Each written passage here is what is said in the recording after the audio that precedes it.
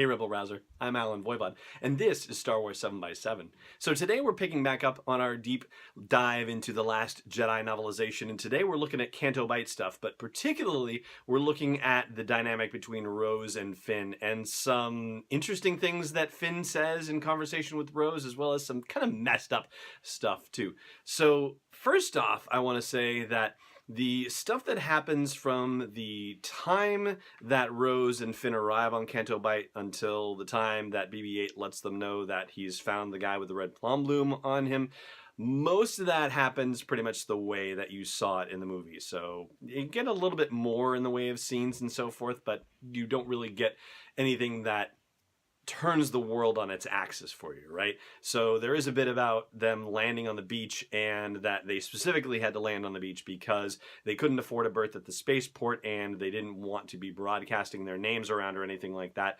But there was no scene in the novelization where they ran into anybody about, it's Slow and Low, that's the guy's name, who was voiced by Joseph Gordon-Levitt in the movie. So there was no scene where they ran into Slow and Low and having him tell them that they couldn't park it on the beach or anything like that. So that did not actually happen in the novelization, which is unusual. Pretty much if it's in the movie, it's in the novel, but not in this case.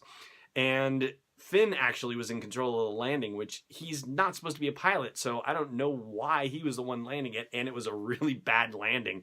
And in fact, Rose called him on it too, said, if we had landed like that in a spaceport, we would have been in a crater, or we might not have even survived the landing. It was a very inelegant crash landing on the beach. But anyway, they get to Canto Bight, and of course, Finn is just blown away by everything and thinks it's awesome. And the fact that they are utterly and completely not dressed for the occasion doesn't seem to be an issue. There's a note in there about how the staff at Canto Bight in the casino is treating them with the same, fawning behavior that they treat all of the well-dressed clientele. So that it was a little interesting, at least. So they're drawing attention to themselves by the way that they're dressed, but they're certainly not being called out for it in that way.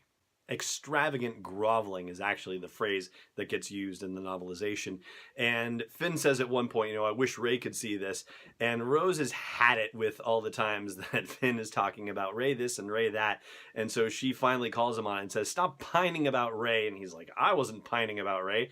And she's like, heavy pining. It's heavy pining. And, what's the big deal about this Rey gal after all? And what does one person matter more than the cause that we're fighting for? Because you were ready to desert us for her. And so that's the point at which Finn actually gives us a bit of an answer to why he cares about Rey so much and what she means to him. And I'm going to let you hear it from Mark Thompson, who does the narration for the Last Jedi novelization in the audiobook. I'm going to let him tell you in Finn's voice why Rey means so much to Finn. I was raised in an army to fight for a cause, he said.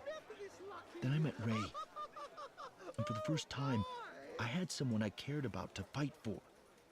That's who I wanted to be. So there you go. It's not quite a declaration of love, but yeah, I guess it could be heavy pining for sure. I think Rose has nailed it there. I think there might be something there, and yet it might also just be, I'm sure Finn hasn't really come across any ladies that he's wanted to spend time with in the First Order either, so yeah, it could be a very adolescent crush, comparatively speaking. Obviously, I know he's not an adolescent, but you know what I mean. If this is his first time actually going, sakes alive, a girl, then it's kind of from an adolescent level. But the next thing that happens is a little bit messed up. Rey is going to be coming back eventually, and she's been with Luke, obviously, so undergoing some Jedi training. And Rose says, well, when she comes back, is she going to be a Jedi? And Finn has this reaction, which is kind of messed up. That made Finn laugh. No. Rey? A Jedi? Nah. All right, so utterly dismissive of the idea, right? And, I thought about it a little bit more, and I guess it makes sense from Finn's point of view, because Finn was utterly unconscious when Rey had her fight with Kylo Ren, and there was, no Force ability demonstrated to Finn during this whole situation, so he has really no idea, and obviously he was unconscious before Rey left to go find Luke, so probably the idea of that happening is a little bit alien to him, but you would have to think that somebody, maybe Poe, filled him in on the fact that, oh yeah, did you know Rey is actually pretty force sensitive and kind of overwhelmed Kylo with some force power, and that's how you ended up surviving and getting out of Starkiller Base, because she was able to beat him in lightsaber combat. Somebody should have explained that to him once he woke up out of his coma, and so you would think he would have the basis for that.